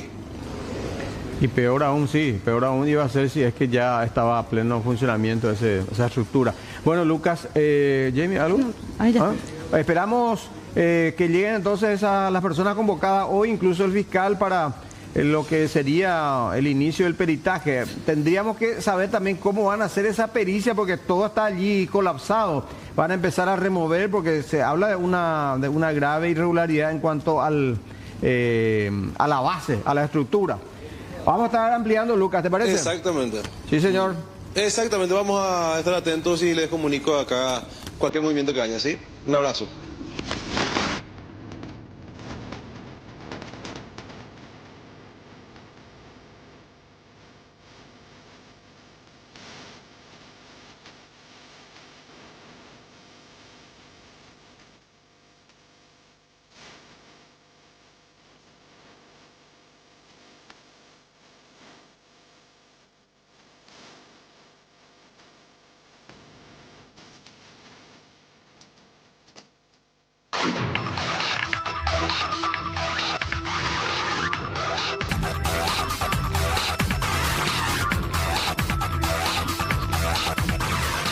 Bueno, vamos hasta Jennifer Villamayor, que tiene toda la información desde la comisaría de San Lorenzo. Este hecho que ocurría hace unos días nada más. Un joven suboficial sacaba un préstamo y se lo daba a su superior. Su superior no apareció por días, y ahí está con toda la información, tratando de que se llegue a un acuerdo, pero ahí Jenny está con esta información que nos cuenta más al respecto. Jenny, contigo. Héctor, es así, JB, ¿cómo te va? Nosotros nos encontramos en la Fiscalía de Fernando de la Mora, porque para las 7:30 se tiene prevista la audiencia de conciliación, en donde aparentemente el oficial denunciado, Bruno Babagnoli, va a estar presentando ciertas cosas que él quisiera entregar para poder reponer precisamente el daño que le causó al suboficial Cristian. Precisamente estamos también en compañía ya del abogado del suboficial. El suboficial también se encuentra presente aquí aguardando la llegada del oficial denunciado. Ya nosotros prestos para lo que será esta audiencia de conciliación. Doctor, ¿qué es lo que ustedes están esperando o qué es lo que ustedes van a exigir? No, y lo único que vamos a exigir es la reparación íntegra del daño que ha causado, ¿verdad? Porque se ha apropiado de una suma de dinero que le fue entregada en confianza, ¿verdad? Por un personal de rango muy inferior, ¿verdad? Recién egresado del colegio de policía, quien le pidió justamente, como digo, por confianza, que le esté resguardando esa suma de dinero, porque es una suma de dinero bastante interesante, bastante fuerte, cosa a la que accedió el oficial inspector, pero posteriormente se apropió de dicha suma, ¿verdad? Y hoy supuestamente está queriendo venir con la historia de que quiere devolver un auto y una suma en guaraníes para hacer la diferencia. Pero lo que nosotros estamos pidiendo es la devolución íntegra de la suma entregada el día viernes pasado, y no recibir mercancías como parte de pago, porque esto no se trata de una transacción comercial, se trata de una apropiación de una suma de dinero que le fue entregada en confianza. ¿Cuánto es lo que él está ofreciendo? Él teóricamente, tengo entendido, que quiere entregar un vehículo, tengo entendido con Toyota Bits y la suma de 20 millones de guaraníes. Pero como le estoy diciendo, esto no se trata de un canje comercial, esto se trata de la devolución de un dinero que le fue entregado por confianza de parte de un oficial de rango inferior. ¿Esto le hizo saber el representante, su abogado o el mismo doctor? Mi cliente me manifestó eso ayer a la tarde, que ese era el ofrecimiento y aparte de lo que también está apareciendo en los medios de comunicación. ¿Él no volvió a aparecer en su lugar de trabajo, doctor? No tengo conocimiento. Él está imputado el día de ayer, el fiscal Julio, no recuerdo el nombre, el que asumió en la causa lo imputó, está guardando reclusión en el Departamento de Investigaciones del Departamento Central, que tiene su sede en Luque, ¿verdad? Y estamos esperando a ver cuál es el ofrecimiento que viene a hacer, pero lo único que queremos es que se haga justicia. Mato de mi cliente es un suboficial recién egresado del Colegio de Policía hace 3 meses y también surgen algunos rumores de que lo están amenazando, amedrentando, queriendo trasladarlo de lugar, inclusive algunas denuncias ya de gente muy cercana a Babañoli que dicen de que con su antigüedad él podría irse afuera, ¿verdad? Pero eso no va a ocurrir porque acá existe un solo responsable del daño causado y es justamente la persona que hoy día está imputada. ¿Ya está recibiendo amenazas el suboficial? Me manifestó de que le dan a entender eso, no directamente como una amenaza, ¿verdad? Pero imagínense que si nuestra sociedad está en manos de gente que por confianza le dan en resguardo cierta cantidad de dinero que sería utilizada inclusive para una operación, un tratamiento médico y quirúrgico de su propio padre, ¿verdad? O sea, su propia madre en este caso, ¿verdad? Nosotros como sociedad, ¿en qué sentido vamos a sentirnos seguros o tener nuestra seguridad en manos de ellos? ¿Y esas amenazas evidentemente vienen de sus superiores? No. Yo no estoy diciendo que son amenazas, son comentarios que él recibe a través de terceras personas, pero que conociendo nuestro ámbito policial es muy probable que sea así. ¿Qué habría hecho Babañoli de la plata, doctor? ¿Ya se tiene conocimiento, averiguación? Ninguna idea, lo único que queremos es que esa plata aparezca, se le entregue a este muchacho, lo llamo así porque es una persona muy joven, de 23 años, entonces que él pueda también invertir en ese dinero en la salud de su madre, ¿verdad? Porque es una suma bastante fuerte que él de su salario, de su pecunio, va a tener que estar pagando de manera mensual al Banco Nacional de Fomento, que fue el emisor del préstamo. Pero ya adelantan que no van a estar aceptando ni los 20 millones ni el vehículo. No, bajo ninguna circunstancia. Gracias, doctora. Ahí están las manifestaciones del abogado Víctor Martínez, el representante del suboficial, que ya evidentemente él también nos manifiesta que no van a llegar a ninguna conciliación, no van a aceptar los 20 millones de guaraníes, ni tampoco este vehículo Toyota Bits que Bruno está ofreciendo. El oficial todavía no llega, su llegada se estima para las 7:30, ya son las 7:37 y como ya nos manifestaba también, y algo bastante preocupante, que inclusive ya llega a oídos del suboficial que puede ser apartado inclusive del cargo, teniendo en cuenta de que él es muy joven y es recién egresado. Otra de las averiguaciones que también se deberían de realizar en torno a este caso. Nosotros seguimos atentos aquí desde la Fiscalía de Fernando de la Mora y ya en instantes estaremos con más detalles, compañeros. Bueno, Jenny, estamos expectantes. Todo apunta a que no se va a llegar a ninguna conciliación y que la causa va a continuar, ¿verdad? Y eso va a llevar bastante tiempo. El oficial superior está ya imputado, entiendo, por la Fiscalía. ¿El fiscal es Julio Ortiz o quién es? Carlos Walter Lugo es el fiscal ya Carlos caso. Walter Lugo, sí, entiendo. Ahora, creo que se maneja el dato de que Babañoli usó gran parte del dinero en apuestas deportivas vía internet. Se realizaron ya las averiguaciones, se estuvo cateando el celular de este oficial y el día viernes es cuando él desaparece con el dinero del suboficial Ortiz. El día viernes, donde figura el registro del GPS, figura en una casa de apuestas. Aparentemente lo primero que hizo este oficial al recibir el dinero fue cargarlo a su cuenta bancaria para luego ir a una casa de apuestas a apostar. ¿Qué es lo que él hace el día sábado? Va a recorrer y malgastar este dinero en burdeles para luego ir a hospedarse en un lujoso hotel hotel de la ciudad de San Lorenzo. Allí estuvo hasta el día de ayer, que fue cuando tomó la decisión de presentarse ya a la dirección de la Policía Nacional del Departamento Central. Y hasta este momento estas son las averiguaciones que nosotros estamos manejando en torno también a las informaciones que ya la Policía Nacional pudo recabar. Corrido de Babañoli en esos días, entonces, Jenny, muy importante. Y bueno, nosotros acá estamos mostrando la precaria habitación de la mamá de este joven suboficial, sí, que iba a destinar el parte para darle un poco una mejor condición de vida, un mejor techo, como decimos habitualmente, y una situación lamentable realmente. Claro. Una situación lamentable, y más teniendo en cuenta de que el suboficial le dijo al oficial: yo esta plata saqué para hacerle una casa a mi mamá porque también ella se tiene que operar. ¿Y qué fue lo que hizo este señor? Se fue a malgastar el dinero. Si es que esto se llega a confirmar, es realmente una situación demasiado lamentable, demasiado triste. No puedes jugarle así a Turapillá, definitivamente. Asimismo, estamos expectantes de esa presencia del oficial inspector Babañoli ya como preso. Y vamos a ver cómo transcurre todo esto. Gracias, Jenny, hasta la próxima comunicación.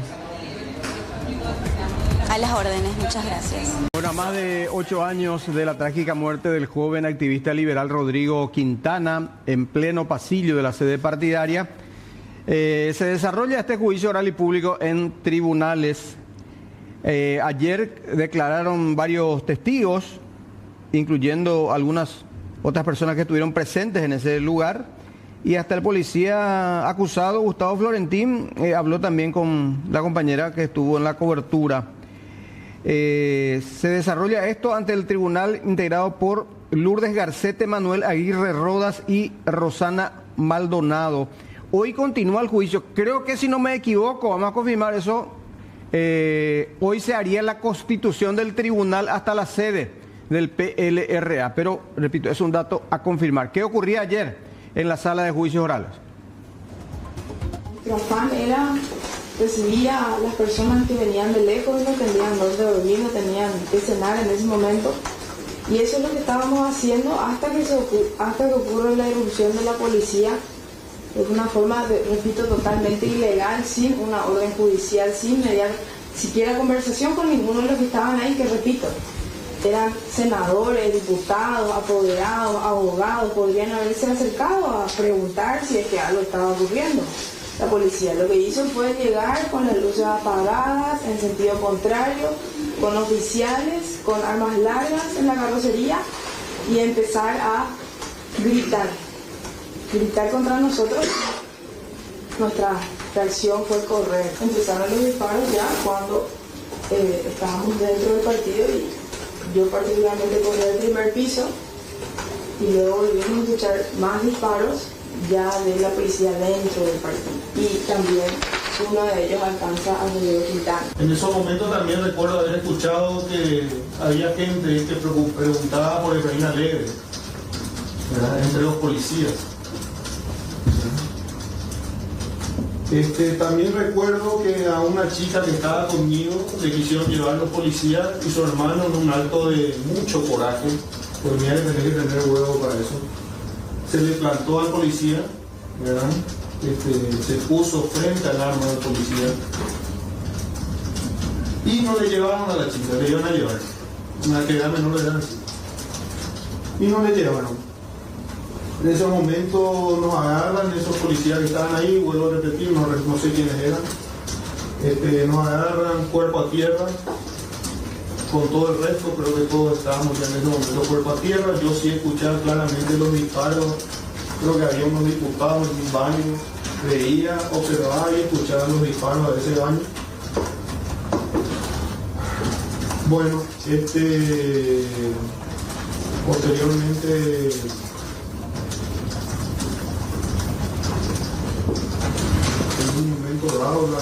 la policía. El testimonio de estas dos personas que estuvieron presentes allí en aquella noche del 31 de marzo y madrugada del 1 de abril, cuando se dio la irrupción violenta del grupo policial, y por supuesto con esa escopeta estaba el suboficial Gustavo Florentín, que finalmente es el único acusado por homicidio doloso. Se expone a una elevada condena. Habló él ayer cuando terminaba la audiencia de ayer y dijo que todos los testigos están presionados.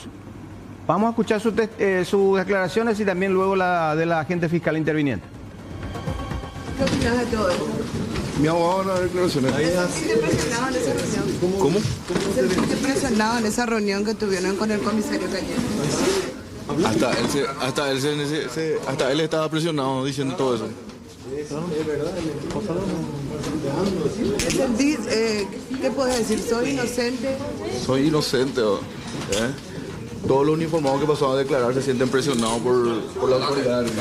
Y vamos llevando con mucha paciencia. Tenemos una defensa muy particular, ustedes lo han visto, pero estamos acá para trabajar objetivamente como se ha hecho hace 7 años, 8 inclusive. Mañana las testificales, la Constitución y las testificales. Estaba ya una prueba ofrecida, o sea, se había hecho una planimetría en su momento, en la etapa todavía, antes de presentar requerimiento conclusivo.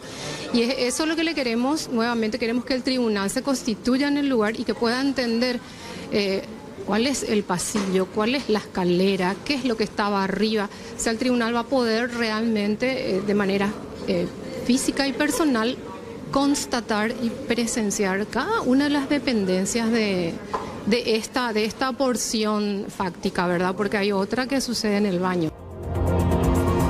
Bueno, el dato que nos daba la agente fiscal Marlene González, esta mañana, ¿a qué hora, Jamie? A las 9 de la mañana. La Constitución tenía que realizarse del tribunal, decimos, el 24 pasado. Sí.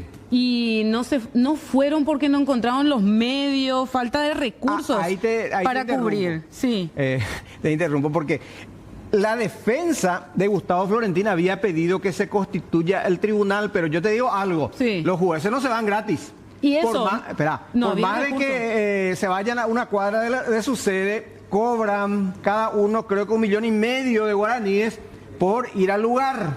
Entonces después la defensa dijo, no, la verdad que no tenemos esa plata y desistimos. Vos sabés que yo entendí que eran los costos del traslado de los jueces, pero estamos hablando el honorario aparte. Los autuarios. El honorario aparte. Establece la Corte en una famosa acordada. Ahí está, pero el tribunal finalmente hoy a las 9 de la mañana se constituye en el local del PLRA. Hoy y mañana hay estudios. Sí, porque terminó pidiendo la Fiscalía esa diligencia que es muy importante, de hecho. Es muy importante porque una cosa pues es escuchar el testimonio, que te presenten los documentos, fotografía, video, pero otra cosa es estar ahí en el lugar. Tal cual. Y ahí vos puedes percatarte si se modificó algo, no, la distancia, en fin. Eso fue muy importante siempre, ¿verdad? Esa constitución del tribunal, porque ellos se plantan ahí en el lugar de los hechos. Y hacen preguntas. Claro, acá estaba. ¿Y de dónde fue el disparo? Sí. El disparo lo recibió, no sé, ponerle de la espalda. Entonces tenía que estar el escopetero hacia la espalda, claro, digamos, y contrastan, ¿verdad? También con los reportes forenses. Documentales, forenses, pericias, en fin. Es muy importante esa... No es reconstrucción, es constitución del tribunal en este caso, que se va a hacer a las 9 de la mañana. Vamos a estar muy expectantes de eso, 13 minutos de las 8 de la mañana y ya saludamos a Leila Jiménez, que está desde el Hospital San Jorge. Tomamos su señal, mejor dicho, hablando los doctores también sobre esta buena noticia que hablábamos al inicio de la mañana, sobre los trasplantes de corazón, los 2 trasplantados que están saliendo. Escuchemos. Eso es realmente algo que llena de satisfacción y orgullo al Instituto Nacional de Cardiología. Hoy ellos 2 representan los pacientes números 22 y 23 respectivamente. 23 trasplantes cardíacos realizados en el Instituto Nacional de Cardiología, algo que hace unos años atrás era absolutamente impensado que podría realizarse en un hospital público, y es por eso que es algo que nos llena de satisfacción. Aprovecho la oportunidad para agradecer a cada uno de los funcionarios, desde la parte de apoyo técnico, administrativo, personal de enfermería, personal médico, la parte secretaría, el personal militar en nombre del coronel Barreto, que compartimos la dirección de este hospital. Este es un trabajo conjunto con la parte militar, porque esto es un convenio entre el Ministerio de Defensa y el Ministerio de Salud. Agradecemos el apoyo permanente que nos da el coronel Barreto como director militar del Hospital San Jorge. Entonces, eso es lo que queríamos compartir. Quiero que conversen con ellos para ver sus sensaciones, sus emociones, lo que representa volver a la casa con un corazón nuevo y con la posibilidad de reintegrarse al seno familiar y sus actividades cotidianas como cualquier otro paciente y cuya enfermedad les limitaba terriblemente y ponía en riesgo su vida. Entonces, dejo esto para que los pacientes, tanto José como Hugo, puedan responder a sus preguntas o dar alguna opinión.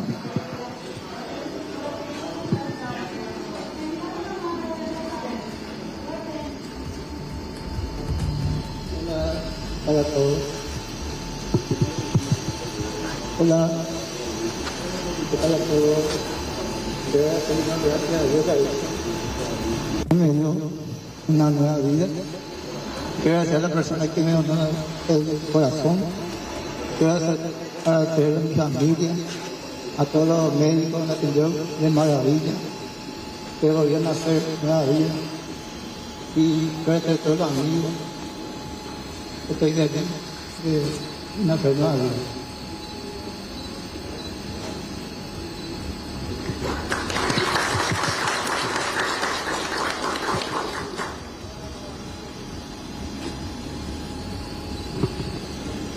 Muy buenos días a todos. Primeramente yo estoy muy agradecido con todo el plantel acá del hospital por la buenísima atención que me brindaron, que gracias a eso pronto yo pude recuperarme, como se dice, y estoy a punto de irme a mi casa, también a mis familiares, amigos, a todos, y a que me donó el corazón, que tenemos la oportunidad de volver a tener otra vida. Y agradecido con Dios, con mi papá que me está mirando. Muchas gracias a todos.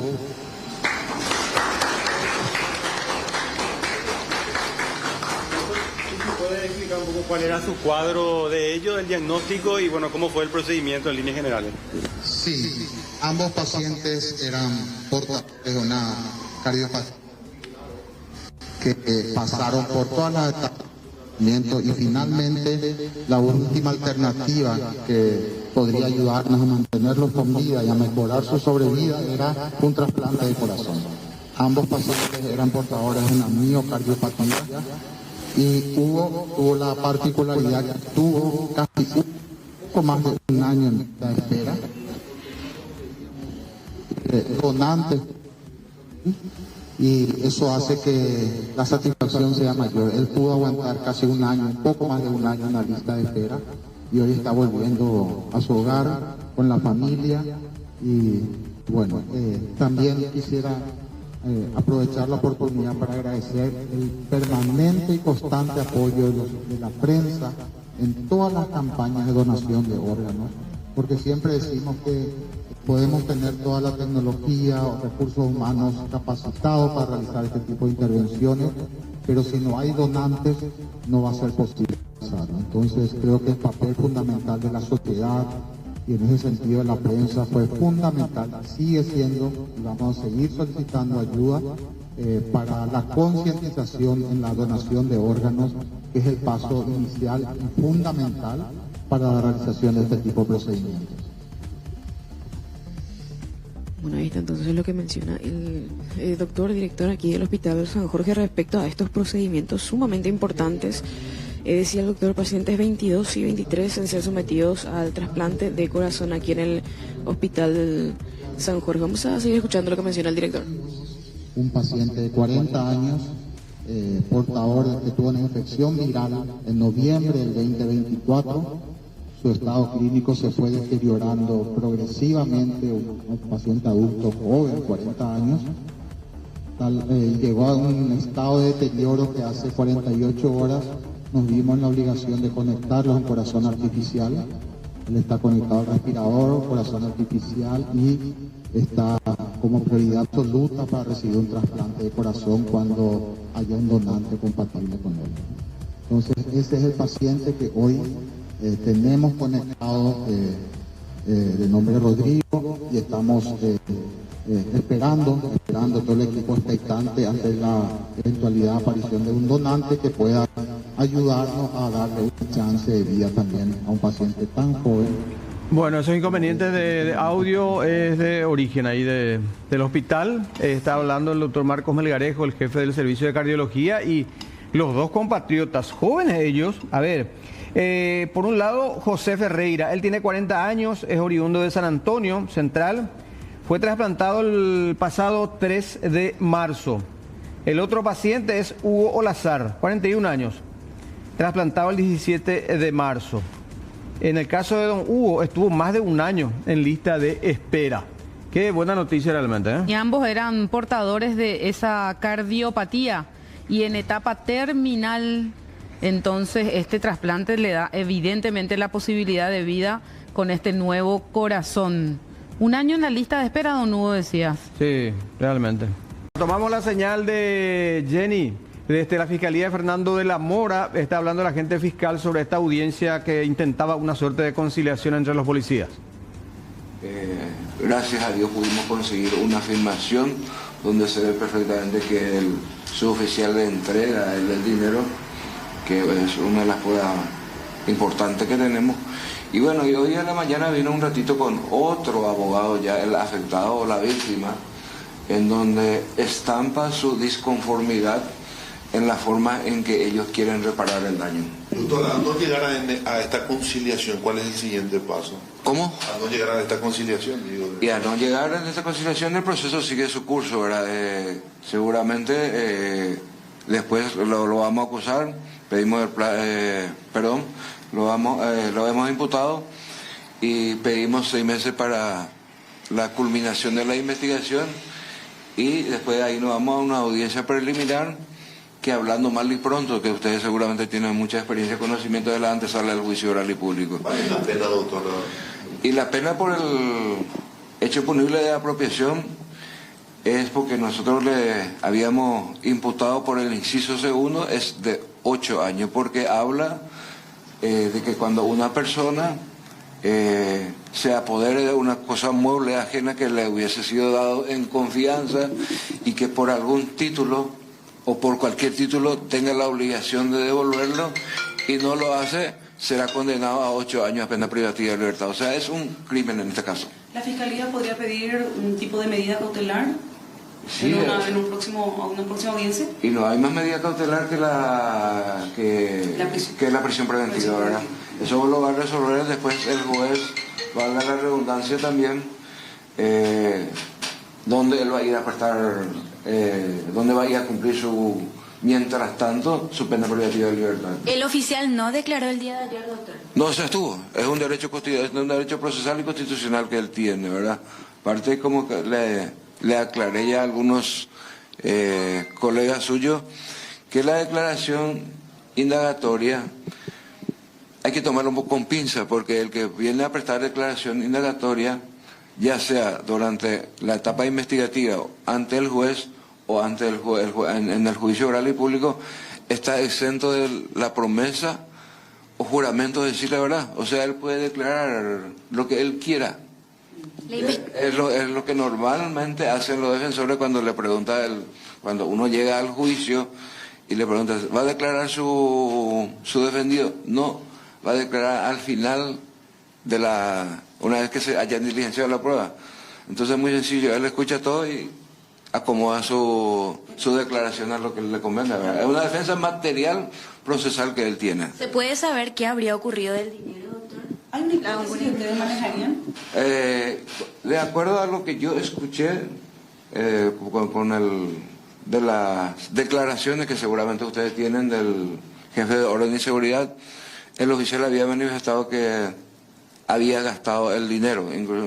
No me acuerdo muy bien si escuché bien, inclusive en juego de azar o algo por el estilo, ¿verdad? No quiero prejuzgar el día de mañana para que no se presente algunas recusaciones o algo por el estilo con mi contra. No mencionó eso, como se abstuvo, entonces no hay una versión oficial de él que hizo con el dinero. No hay una versión oficial, solamente él creo que le habrá dicho a sus superiores jerárquicos, ¿verdad? Se habla también de que su abogado presentó ciertas capturas, ¿puede ser, doctor? ciertas capturas. Capturas de pantalla, screen de mensajes. Sí, el abogado de la víctima. No, del denunciado, el oficial Bavagnoli.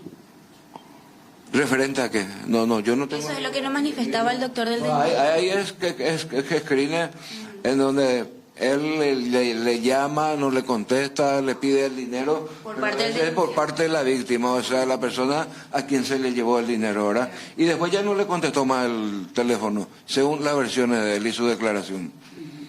Gracias, doctor. Ahí están las manifestaciones del fiscal de este caso, el doctor Carlos Lugo, que justamente acaba de manifestar lo que acaba de pasar, porque esta mañana tenía que presentarse el oficial Bavagnoli aquí a su unidad, pero no llegó. Sin embargo, tampoco hubo audiencia de conciliación, no se llevó a cabo porque, como nos estaba manifestando también el doctor Carlos Lugo, la víctima no aceptó este hecho de conciliación, no aceptó los 20 millones de guaraníes y mucho menos el auto Toyota Vitz que el oficial ofreció para poder reponer los daños, sino que él quiere completo su dinero de 53.500.000, lo cual había sido apropiado por parte de este oficial. Sí, estábamos siguiendo atentamente las declaraciones del fiscal interviniente Jenny. Ahora, Bavagnoli, el denunciado, el imputado, el que seguirá preso, concurrió a esta audiencia, que no hubo oportunidad de conversar con él. No, el día de hoy él no se presentó, estuvo aquí el día de ayer y se actuó a declarar según lo que nos estaba manifestando el doctor. El día de hoy tenía que llegar para las 7:30, pero no llegó. Él sigue detenido, digamos, en una sede policial de investigaciones de Central. Y estamos repasando, Jenny, una y otra vez ese video donde se hace la entrega del fajo de dinero por parte del joven policía a su superior. Y video clave, dice el fiscal mismo, ¿verdad? Y aparte de este video, se presume también que hay otros materiales. Estoy seguro, y Jenny ya nos va a contar. Repasamos un poquito otra vez lo que vos sabés, Jenny, del recorrido que hizo Bavagnoli con la plata ajena. Hay capturas de pantalla, también nos manifestaba el fiscal Jamie, pero ya capturas de pantallas presentadas por el denunciante, en donde él llamaba constantemente a este oficial luego de que desapareciera con este dinero, pero él mismo ya no le contestaba las llamadas. Y según las informaciones que manejamos acerca de lo que habría pasado con esta suma de dinero, es que se realizó el análisis del celular del oficial luego de que él se entregara en el departamento, en la dirección de la Policía Nacional de Central. El día viernes, según las averiguaciones, el mismo ya inmediatamente luego de tomar este dinero es que carga a su cuenta bancaria cierta suma y luego ya va a visitar casas de apuestas en donde él estaba jugando para más tarde ir a recorrer ciertos burdeles. Esa es la información que manejamos. También tenemos entendido que el fin de semana él pasó en un lujoso hotel de la ciudad de San Lorenzo hasta el día de ayer, que es cuando se presenta ante su superior el comisario general inspector Gustavo Barrios. Sí, y todos esos circuitos seguramente va a pedir también el fiscal, ¿verdad? De esas horas, de esos días y de esos lugares. Esperamos que así sea, ¿verdad? Porque la causa ahora recién va a retomar, o sea, va a continuar, va a llevar 6 meses como mínimo. Impresionante como un oficial, don Silvio, de carrera, ¿verdad? Superior. Se expone a este tipo de cosas, don Silvio. Jenny también, ¿verdad? Después de una girada, digamos, una girada aparentemente por lugares de dispersión, entre comillas, viene otra vez y quiere hacer un arreglo, o sea... Y lo que le sobró de esa plata es lo que él ofrece. Lo que yo sé es que la ludopatía, si fuera el caso, hace que las personas... Es una enfermedad. Y hace que las personas pongan... esa situación después del proceso. Pero imagínate, poner en riesgo tu profesión, tu carrera, vos, tu familia con esto detrás. Realmente tiene que ser con una situación de estas, ¿verdad? Bueno, Jenny, completo el reporte. Vamos a seguir expectantes, ¿sí? Sí, justamente para ir cerrando también, doctor, la consulta que querías hacerle al fiscal. Fiscal, de acuerdo a las informaciones que estamos manejando de dónde él estaría luego de tomar este dinero, imágenes del circuito cerrado de los lugares que supuestamente él visitó, ¿usted también va a solicitar? Sí, como vamos a solicitar, seguro que cuando nosotros reunamos más pruebas existen más probabilidades de que si llegamos a un juicio oral para que lo podamos condenar, ¿verdad? Sí, vamos a solicitar, por supuesto que sí. En el lugar donde hubiere, vamos a pedirle un informe seguramente al jefe de orden y seguridad, si qué conocimiento él tiene, a qué lugar se fueron, a qué lugar se fue él, dónde asistió, y ahí veremos si hay cámara o no hay cámara y pedir los circuitos cerrados. Por el momento ya está imputado, ¿y a cuánto tiempo de cárcel se expone? Él está imputado y él se expone hasta 8 años a pena privativa de libertad. Gracias por tu tiempo. Seguirán las averiguaciones entonces, Correcto. doctor. Evidentemente van a solicitar también las cámaras de circuito cerrado de ese lugar. Y el oficial se expone a una pena de cárcel de 8 años. Sí. Y a no descuidar también, Jenny, teleaudiencia, el caso del suboficial que denuncia esta situación, ¿verdad? Un posible traslado, destituciones, etcétera, una represalia por haber actuado contra su superior. Sí, porque hay corporativismo también entre los uniformados. Gracias, Jenny. Siniestro ya controlado aparentemente que afectó un taller mecánico en San Lorenzo. Juan Carlos Ucher, ¿cómo te va? ¿Qué tal, Silvio? Saludo para vos, para Jamie, los televidentes de C9N. Tenemos que hablar de un incendio de un tamaño mediano, según me explicaba el capitán de bomberos aquí presente, que ya fue controlado. En realidad es un desarmadero. Aquí hay varios vehículos ya desarmados, obviamente, que finalmente se prendieron en llamas. Vamos a hablar con el capitán. Capitán, ¿tu nombre? Sí, Jorge Adorno. Capitán, si nos puede comentar básicamente qué encontraron aquí. Y aproximadamente en 40 minutos se nos hizo una llamada por la central y acudimos a esto. Llegamos, encontramos ya las llamas hacia la ruta y entramos con un móvil. Ahora ya controlamos, pero hay todavía pequeños focos que se deben de apagar todavía. ¿Qué encontraron como material combustible ahí, capitán? Y como dijiste, este es un desarmadero en donde encontramos material combustible como aceite, gasolina, diésel, nafta, cubiertas. Entonces fue más propenso para que se aviven más rápido las llamas.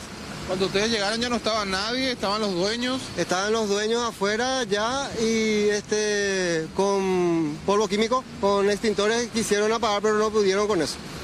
Ustedes están aguardando la presencia de funcionarios de la ANDE. Así mismo, estamos esperando eso para poder terminar con el trabajo. ¿Hay energía viva a pesar de que los cables están todos quemados? Sí, así es. Tenemos un poco de energía todavía.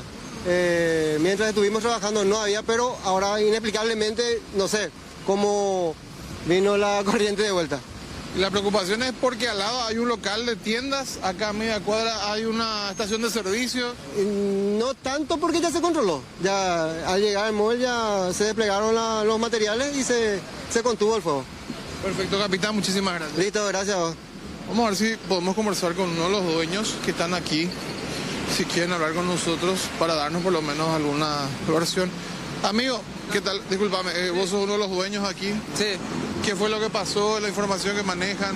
No, yo cuando estaba por salir de mi casa nomás me llamaron y me dijeron que salía humo negro y ahí rápidamente también le llamaron a mi hermano y él me llamó a mí. Y entonces él vino primero, después yo llegué y hasta ahí nomás yo llegué con el fuego prendido nomás ya. ¿El local estaba cerrado todavía? Sí, estaba cerrado todavía. Adentro, evidentemente, desarmadero, varios vehículos.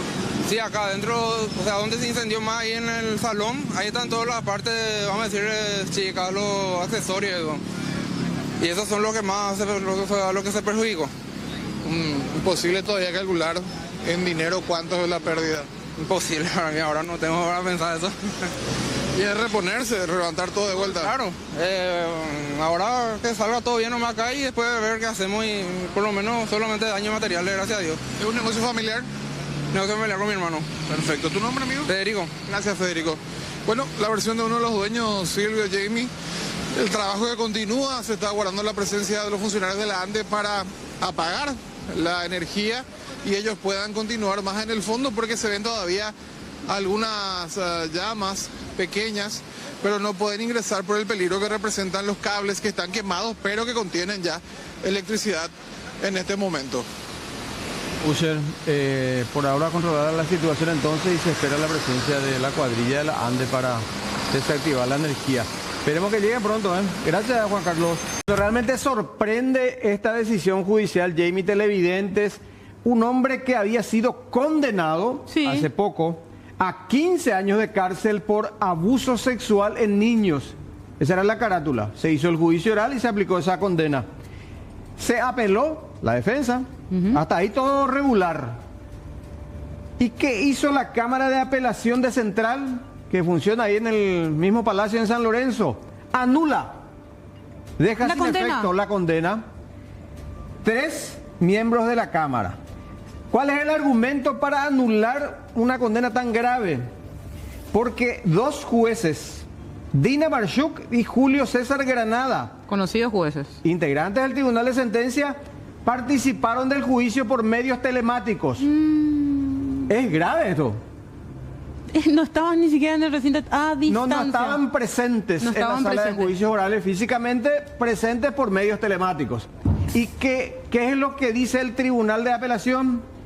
Que se violentó el principio de inmediatez, que ellos tenían que estar ahí presentes para escuchar, por ejemplo, el testimonio de los testigos, ver las reacciones, sus movimientos, percibir qué grado de veracidad o de verosimilitud le van a dar a ese testimonio. Interesante. Sí, interesante es el argumento también. Muy interesante. Y que no podían hacer una valoración exhaustiva ni real de lo que aconteció en el juicio si no estuvieron presentes físicamente. Claro, de manera telemática vos tenés la camarita nada más, una perspectiva y nada más. Sin embargo, si estás presente en un lugar, te das cuenta hasta de la mosca que está volando. Totalmente. Entonces, para mí es sin precedente esto, ¿eh? Se anula una alta condena por abusos sexuales en niños porque 2 jueces participaron por medios telemáticos.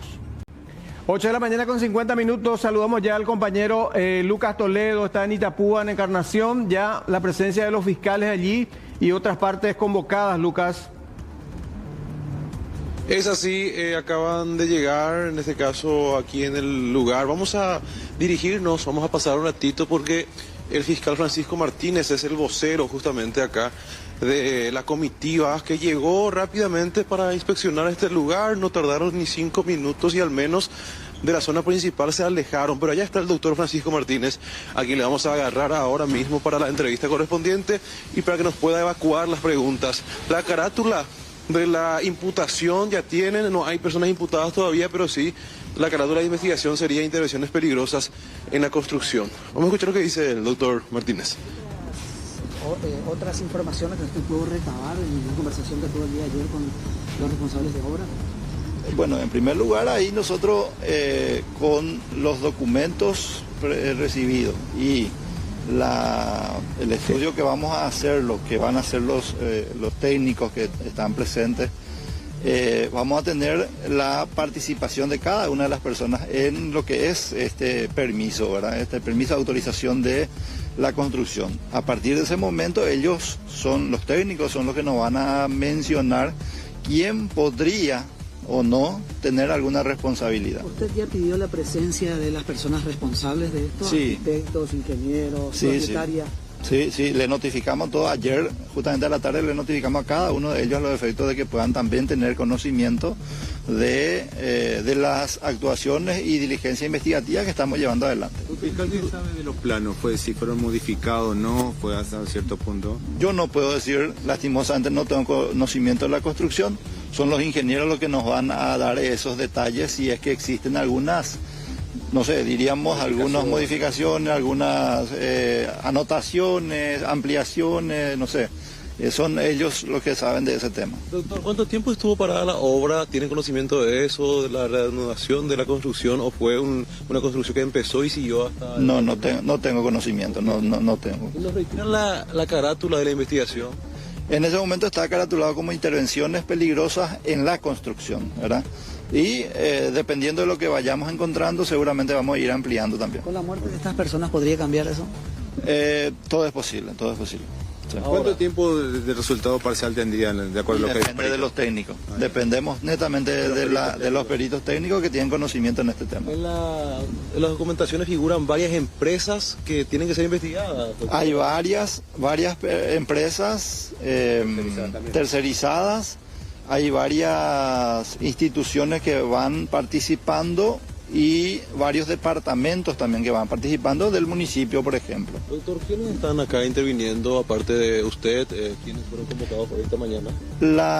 Una es ingeniera civil y la otra, que no recuerdo el nombre, es arquitecta, ¿verdad? Que son de funcionarios del Ministerio Público, que son funcionarios ya de años de experiencia en esta clase de situaciones en todo el país, se están recorriendo. Y son gente que tienen acabado conocimiento de la materia y bueno, esperamos tener lo antes posible un dictamen de ello. Sí, son conocedores de la materia. Para tener todos los datos que ustedes necesitan, ¿esto va a estar así como está? No, por supuesto.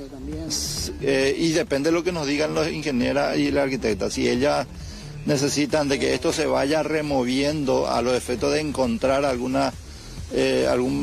inconveniente en algún lugar, entonces seguramente vamos a proceder. ¿Cuándo van a ser convocados los responsables de esta obra? Vamos a tener una reunión seguramente con el equipo de trabajo y decidiremos esas circunstancias, esas diligencias. En cuanto a las documentaciones de la municipalidad que ya pudieron ver, ¿qué pudieron notar al menos? No, lo que encontramos nosotros es de que existen planos, de que existen autorizaciones, los pedidos realizados por la empresa encargada y notificaciones varias, ¿verdad? Que ya fueron mostradas por el intendente y los encargados del departamento de construcción, ¿verdad? O de obras. Hoy no fueron convocados ellos, ¿no? Hoy no porque es una primera verificación, posteriormente van a seguir esto, yo creo que van a volver más personas de acuerdo a lo que ya nos dispongan ellos. Bueno, el doctor Francisco Martínez de esta manera ingresa en la parte trasera de esta construcción colapsada. Estamos en el predio del hotel, con el permiso también del propietario. Estamos ingresando para observar justamente esta intervención por parte de representantes del Ministerio Público. Ojo, compañeros, que en principio se manejaba de que iban a estar aquí representantes del municipio Encarnaceno como también de la empresa constructora. Sin embargo, lo que nosotros ahora estamos observando y lo que confirmó el doctor Francisco Martínez, que está observando justamente la intervención, es que los que se encuentran en el lugar son representantes y especialistas que están a disposición, a cargo del Ministerio Público para las pericias, las primeras pericias que están iniciando en estos momentos. Una ingeniera civil, una arquitecta y también en este caso vemos en imágenes al doctor Francisco Martínez y también al doctor Ever Williams, quienes son parte del equipo fiscal que investiga esta catástrofe. Nosotros estamos acá con permiso del propietario del hotel, que se encuentra en este caso al costado del edificio derrumbado. Estamos acá porque ellos están con la verificación en la parte trasera justamente de los escombros, si podemos llamarlo así. De esta manera acaban de constituirse. Primeramente la convocatoria era para las 8, luego 8:30 y finalmente a estas horas están aquí. Al llegar justamente el doctor Francisco Martínez era el que daba la entrevista y la explicación de cómo van a realizar las investigaciones. De momento no hay imputados, eso nos reiteró en reiteradas ocasiones, valga la redundancia, y también la carátula de la investigación es intervenciones peligrosas en la construcción, que puede también ampliarse o cambiar de carátula de acuerdo a lo que se va investigando y encontrando aquí con las pericias pertinentes. Sí, señor, completo el recuento, Lucas, y bueno, están ya los profesionales del Ministerio Público asignados para la labor pericial. Ya va a depender de lo que ellos vayan solicitando para la remoción de los escombros. Seguramente se va a requerir en su momento el concurso nuevamente de maquinarias pesadas, porque se habla de una falla estructural catastrófica, entonces habrá que remover digamos, el área inicial, el subsuelo y toda esa zona, y habrá que remover también toda esta estructura que es impresionante realmente. Y en la imagen anterior de Lucas ya veíamos ahí a una perito, sería, ¿verdad? Sí. Una ingeniera o arquitecta, que son los que tienen el casco blanco siempre en las obras, la mayor autoridad dentro de una obra generalmente. Y a partir de ahí entonces también toda la comitiva fiscal en Encarnación. Bueno, Lucas, te agradecemos el reporte, ¿sí? Por último, que ya empezó también la constitución de los miembros del Tribunal de Sentencia a la sede del PLRA, una especie de verificación, de inspección, en el marco del juicio oral que se le sigue al policía Gustavo Florentín. Exactamente, el tribunal entonces ya constituyó y va a estar analizando esta situación de lo que había ocurrido hace 8 años en este lugar.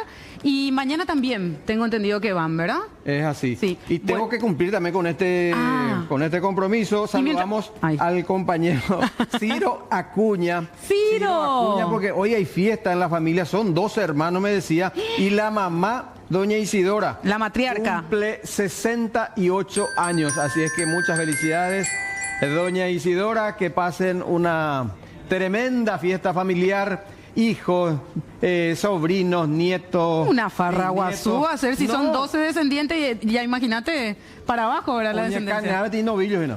Novillos. Sí, pero sí. ellos lo saben, Claro. saben cómo hacer todo eso. Así es que congratulaciones y que pasen lindo, ¿eh? Los queremos mucho entonces a los compañeros ahí, a toda su gran familia realmente. Y por otro lado, Babañoli.